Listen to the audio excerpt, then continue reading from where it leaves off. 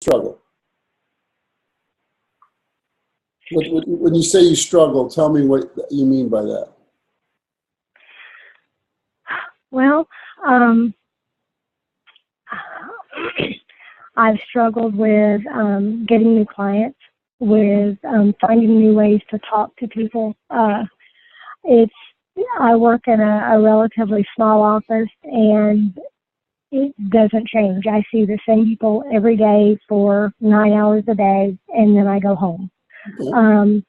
And so that's been, my biggest issue.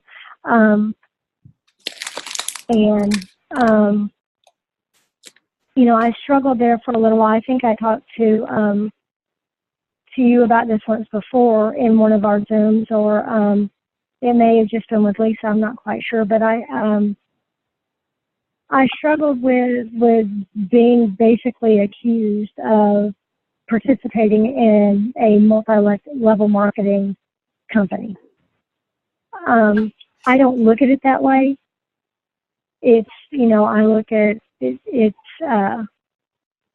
it's helped me. I know it to be true. I know it to be right, but that had a negative impact on me. I let it get inside my head when I should not have. Right. That I'm okay with now. I mean, I know that's dealt with, but that was something that held me back for, a couple of months. Okay. And just allowing others to discourage me, and that's been a big problem of mine. So who's discouraging you? Well, Lisa, Sure. Lisa knows. Huh? Sure, because it's all about trust. Yeah. It's my husband. It's not. How can I explain it? He wants me to do well, but he doesn't want it to take too much time away from him. Yeah. And with everything, I don't know if Lisa's kept you informed or not about everything that's been going on in our world, but the last year since Thanksgiving Day of 2014, our world was turned upside down with my daughter's wreck. And it's only been since March the 8th that our house was empty. We've had, adult children living with us ever since then. Okay. And so it's been a real struggle to stay focused and to be able to find that balance. And that, I guess, is the biggest key, is finding the balance. I think I've done it now, recently, where I sat down and I talked to him, and I finally just said, you need to make a choice. Either you want me to do this or you don't want me to do this. I told him, I said, I love you. I said, that if you indicate to me that, this is coming between us, that I will let it go. And he said, no, that's not what I want. I said, then you need to reevaluate the words that you use when you're talking to me about it. And, I kind of had to explain to him exactly what I was talking about, but the constant, now mind you, he's on the program. Yeah. He's actually on the program, but he talks a lot about how expensive it is, and there's a lot of negative things that are said. And I finally told him, you've got to quit. If you continue to say that it's too expensive, then it's too expensive for me to participate in. If it's too expensive, it's too expensive for you to get. If it's too expensive, it's just too expensive. I said, but if that's not what you're really meaning, then you need to quit saying it. And so we've come to an understanding that when I get home, I usually get home, I leave work about 4, I get home about 5. And so I said from 5 to 6, I'm going to devote to my business. I've said after 6 o'clock, I am all yours. And he's been fine with that. And he's been very supportive with that. so I think we have finally found a balance. And so far, it's working. It's only been a couple of weeks, but so far, it's working. And, but that's been a huge part of my struggle. Okay. Well, thank you for sharing that. And you have, I mean, obviously you've been through a lot with your daughter's accident and then adult children living at home and the stress that must have brought to you. Honestly, if you would have asked me what to say to your husband, I would have given you the advice that you said to him. So you did that perfectly. It was, it was empathetic, but you were firm, and you let him know exactly where you stood with him, and that he was more important than your relationship was more important than the business, but yet that it was a business was important to you. So, that was really done very well. And then, I think about it, you say, well, March 8th was when you finally got the house back, just you and your husband, and you brought in, 6 clients last month, but you did pretty darn good. So, no, I mean, really, I'm that's impressive. So, I think, sometimes, and the fact that you're dedicating an hour, and you're disciplined like that's really good. Okay, so when you asked me about, well, I don't know what to put as far as my goal, and honestly, that's really up to you. It's not like, neither Lisa nor I will ever judge you. I mean, we want to support you based on what you want to do. So you're not in a race with anybody. I think, if you look at there's obviously, there's a couple issues that you brought up. You got over the negativity, that cold water that somebody threw on you about network marketing, and you recognize that's not really what we are. And everybody's entitled to their own opinions. It's just, if we take advice, we want to make sure we take advice from people that, we respect and, that have our best interests at heart. And anyway, so you got through that one. You work in an area where you see the same people. So, one of the strategies that Lisa will work with you on is how do we get some more people to talk to? What can we do there to broaden your base of candidates? And there's lots of ways that we can do that. You're enrolled in the boot camp. You're going to learn a lot. I mean, last week they covered some of that pretty well. I think it was. Yeah, Dan Valentine did a nice job on that particular area. He did. Which is good. Okay. So, I mean, it's like based on, when you want to set that goal, right now you have one of the 5 points you need to become an ED. So you're 20% of the way to ED. So like this month, what was your goal this month? What did you write down on your desired outcome for the month of April? What were your goals and visions for the month of April? Well, I put down manager. Okay. For my rank. Yeah. Frontline volume, 2,400, and group volume, 2,400. And new coaches, 1. I don't, if I exceed that, awesome, but I do want to set realistic goals for, and I feel like for me that would be a realistic goal, would be just kind of doubling what I'm doing right now. I think that's a good goal. I think it's a great goal. So let's just now, that's why I asked you that question before I answered your other question. So if you were to accomplish 2,400 in the month of April and you sponsored someone, it stands to reason that maybe the next month you could go to 3,600 and help that person become a senior coach, right? Right. Right. So if that were the case, then at the end of May, you would have 4 points. And then if not only if you got that person as senior coach, but you sponsored another one in the month of May. In June, if you did 4,800, and the senior coach may have gone on to manager themselves, and if you have another senior coach, you can actually wind up with 6 points. So that's just one way of thinking of it. If you say, I'm going to bring on board 5 clients a month and sponsor one a month. If you do that, the chances are pretty good that by the end of June you'll be an ED. Well, that would be perfect. And here's the reason why. Last year when I went to convention, Yeah.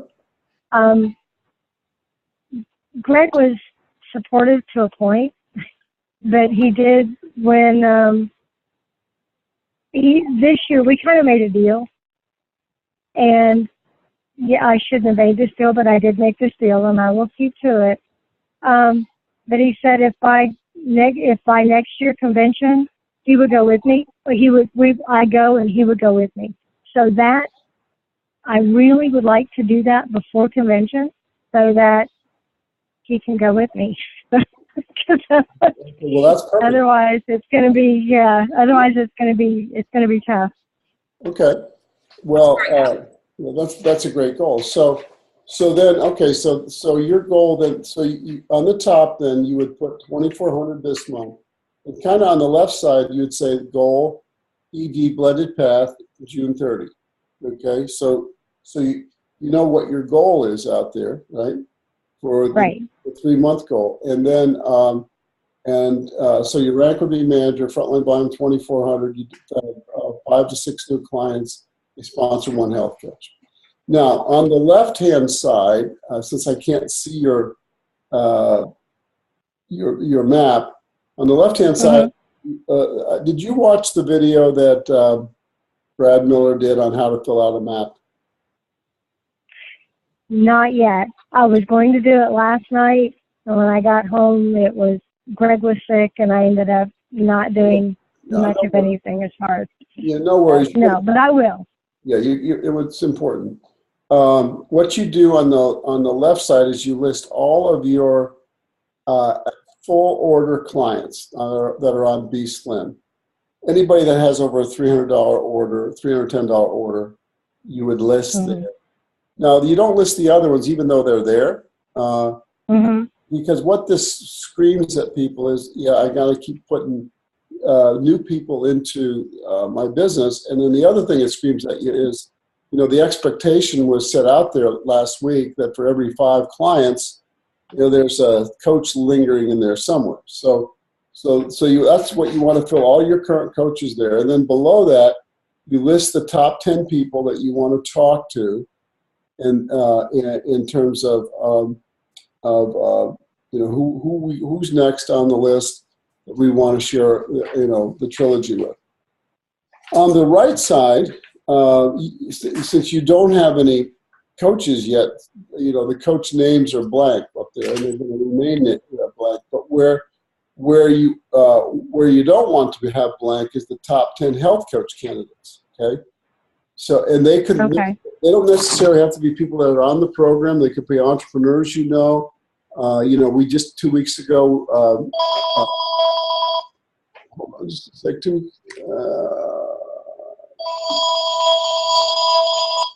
don't know how to turn the sound off of this. Maybe I do. Say hello. There we go. Okay, it's gone. I'm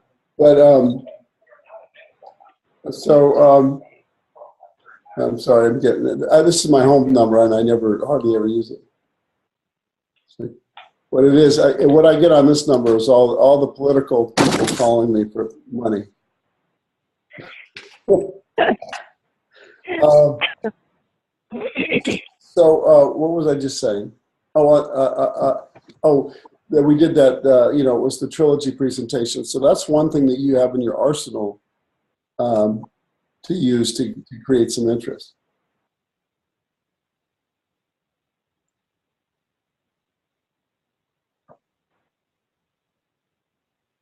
Did we lose you, Becky? I'm sorry, what was that? I said, did we lose you? Did you hear what I just said? You were you were talking about the not leaving the top 10 client or coach candidates blank. Right. You That want was what. yeah, you want to fill in all those prospects. You want to fill in both sides there. And Right, then, right. then you want to go about talking to them. And of course, you might want to enlist Lisa with that in the beginning to help you, so the skills are transferred to you. Right. Okay. Well, it sounds to me like we got your map filled up. Well, I've got on the one that you have, I didn't have like all of the top 10 client candidates filled out, but I did finish filling that out. Okay. Perfect. And then on the coach candidates, I've not filled that out yet, but I do have some idea Okay. of who I want to put on that list. Good. And some are not on the program, and some are, but I'll have to work with Lisa on that to figure out who might be best. Yeah. And so you have now, so this is the 8th of the month. So you want to, well, usually the way it works is you fill this out on the 1st of the month, and then on the 15th of the month, you review where you are in your progress. Okay. Right? You gotta wait. And we'll review. I said you have 1 week and we'll need a review. I've got one with yes.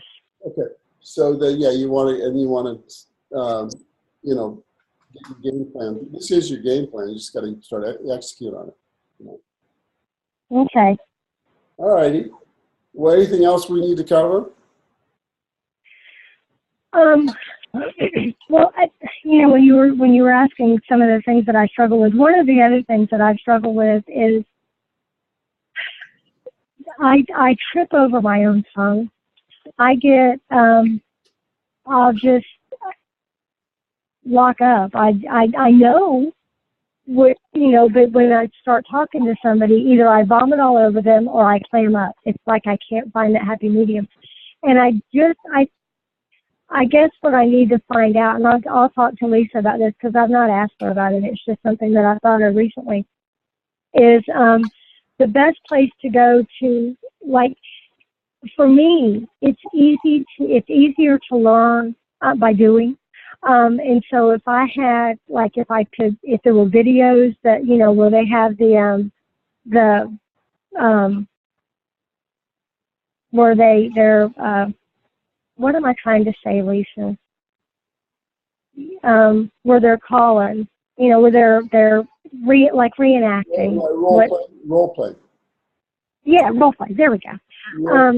So I know that Dan Valentine and Charlene and somebody else had done one that I watched before, but I didn't know if there were any more for different scenarios. Did you pull down the Simple Systems document? Yes, and that's what made me think about it. So I mean, that's where I'll find those. Is there? Yeah. You might find them there. The other thing is, just doing some role playing with Lisa or with me on how to do it. I think. Let me just maybe give you some mental framework around when you're talking. You meet somebody and you start talking to them about the program or the business. Is that you want to be enthusiastic, but you don't want to be in a hurry. You Right. You want to be kind of you don't want to look like you're selling it. And what sometimes happens is that one of two things. One thing is people kind of get into pitch mode, right? They try to talk people into it, and when you broach somebody about weight loss or about the opportunity, you want to separate the invite from the presentation, right? So, like if you told somebody you were a health coach and you lost weight in this program and you're helping people get healthier, and they go, "Wow, I would like to do that," And then you just pause. You just don't get too anxious. Well, are you serious about that? Because the reason I ask you that is because I can help you with that. Well, how does it work? And I said, well, look, this isn't really the appropriate place for us to discuss it, but I'd be happy to review it with you. Why don't you give me let me give you my contact information and I'll get yours. We'll set up a time, whether we meet or we can do a video conference, and I'll explain it to you. And you'll see, it might be something you're interested in, it might not be. We'll just have to talk first to figure that out. So then you don't have to get into, because as soon as you start a dialogue about how it works, they're going to start asking you questions, and then you're going to feel obligated to answer their questions.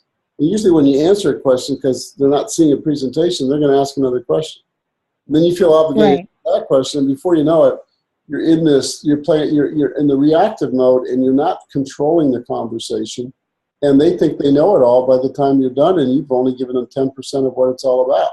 So it's much better for you to control the environment, control the presentation when you're talking to somebody about Take Shape Life, and learn to ask a lot of questions. So the one thing that you learn to do that'll be real effective for you is when you get asked a question, answer it, not in detail, but turn around and ask them another question, right? So, and some questions you don't even have to answer, right? Like, let me give you an example. Let's say if one of my coaches asked me, well, Dan, how many senior coach legs do you have? Well, what I'd want to tell them is it's none of your business. Of course, I wouldn't say that to them. I wouldn't say that to him because I wouldn't want to offend him, but I would say it this way. I would say, well, it's curious. That's an interesting question. Can I ask you why you're asking me that? What do you hope to do with that information? Do you feel that information would help you? Okay. And they'll say, well, and all of a sudden I turn it around because it isn't anything. Right. And then I basically said, well, what if I told you, you wouldn't believe me? What do you mean? Well, if I told you I had 5 senior coaches, or if I told you I had 50 senior coaches, you wouldn't believe either of them. So whatever I'm going to tell you, you're not going to believe. I mean, I would tease them. In other words, there's some people who don't say. So if somebody said to me, well, how does it all work? I would say, you might give them a little bit. I say, well, it's a structured eating program. You work with a coach, but honestly, it's too involved to discuss here. But if you're really interested, let's set aside about 20 minutes, and I'll explain this to you, and we can, you can see whether or not explore if it's something you'd be interested in doing. And it may or may not be. And so therefore, you don't come across as a salesperson. It's the same way if, like, let's say you met somebody that's very sharp and ambitious, and they say something about, boy, I really hate my job, or really wish I could find something else. I say, are you serious about that? And they'll say, well, yeah, why? And you say, well, look, I've started a business that's really doing quite well, and I have more business in this area than I can handle, and I'm looking to partner up with somebody, that's ambitious, that's already doing well in their job, but might be looking to create additional income, either part-time or eventually leave their job. And I don't know if it's something you'd be interested in, or whether or not we could work together. But because I just met you here. But if you're interested, let me give you my contact information. I'll give you, you give me yours. We'll set up a time next week where we can discuss this either in person, or we can do a video conference. Does that sound like something you want to do? Yeah. Okay. What's the best time to call you? When's a good time to reach you? And I'll call you up and we'll set up an appointment. And you just kind of deflect the questions, because you get in a trap when you start answering questions and you have no props. You're not in control of the presentation. They're going on their own assumptions, and normally it's not a winning proposition. Right. And that's what I've run into, and this is okay. I'm taking notes. Believe me. Hey, Becky. So Becky, I have it recorded. Oh, okay. So, that's even better. so Becky, understand something. I've been at this industry a long time, right? I'm a survivor. I mean, the reason I can do this so well is because I've made all the mistakes. I mean, I've had the same issues that most people have when when they talk too much, or they get somebody who seems interested, and then you throw up all over them because you're excited, right? You want to tell them everything. And I just learned that you have to you want to write this balance between being positive, enthusiastic about what you're doing, but you're holding back the information because it's not the right time to say it, right? Right. In other words, let's say you were at a party and somebody was saying to you, "Hey, I got this great real estate investment. I'm looking for another partner, because we're building whatever, right?" And you say, "Well, that sounds interesting." And then the guy talking to you says, "Well, yeah, can you get me $10,000 right now?" I mean, you wouldn't do that. You wouldn't do that. You would say, if I was the person talking about it, I would say, "Well, if you have some interest, let's get together and I'll explain what the proposal is. I'll tell you what the risks are, and you can determine whether or not it's something you might be interested in investing in. But this is not the place for us to really discuss it. We're having a party. This is not the best environment." That's what you would say to. Yeah. So you use the same kind of logic when you're talking to somebody about this. And, if you come across too anxious and excited and push it on people or throw up on them, then they're just going to run away from it, Yeah. Yeah. Okay. This is awesome. Yeah. I've even got some stuff for Dan because Dan, I have the book. I've got the info. You need to write a book. Yeah. He's gonna love this. He's gonna say, "Oh my gosh, it's like having my buddy in here." He tells Dan all the time he needs to write a book. Yeah, he does. You do. You really, you should. Just to, play by play, this is what you do. And then people like me can pick it up and go, "Oh, okay." Yeah, exactly. Part of it is the cadence too. It's posture, it's the way you say it, and it's the pace by which you say it. And you learn. One of the other things I've learned to do is use the pause. Pause.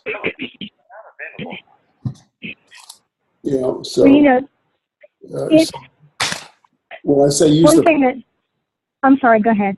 I was saying when I say use the pause, is sometimes is you let things simmer a little bit. It has much more impact. That's what I have to learn. That's what I have to practice, because that's what I am so not good at. Is that little fire in your head? It's like rapid fire. You don't come up for breath, So you just have to kind of pace it. And yeah. And the main thing, and here's the main thing that really it all stems from this, and that is that you get yourself totally out of the way. You're out of the way, and you don't make it at all about you. You make it about them. So a lot of times people are thinking, "What am I going to say next? What am I going to say next?" And if you make it about them, you don't have to worry about that, because what you learn how to do is you learn how to ask them questions, and you learn how to feed off the questions that you just asked and the answers they gave you. So it leads to another question. When you're asking questions, you're totally on the offense. When they're asking questions, you're now totally on the defense, and I'd rather be on the offense. Mm-hmm. And right. So it's kind of like you wait for the opportunity to land the punch, to bring forth the positive message, and but you have to be completely mindful and on your game and reading the body language and all that kind of stuff when you're talking to somebody. So. Okay. Well, that makes total sense. Okay. Well, good. So anything else we need to cover, guys? I don't think so. I think that I've got my goals. I've got, and they're broken down, and I've got what I need to work on. And Well, good. Well, we'll see you tomorrow then at the boot camp. Oh yeah, I will be there. All right, guys. Thank you so much for giving me this time. You just do not know how much I appreciate it. Well, you're welcome, Becky.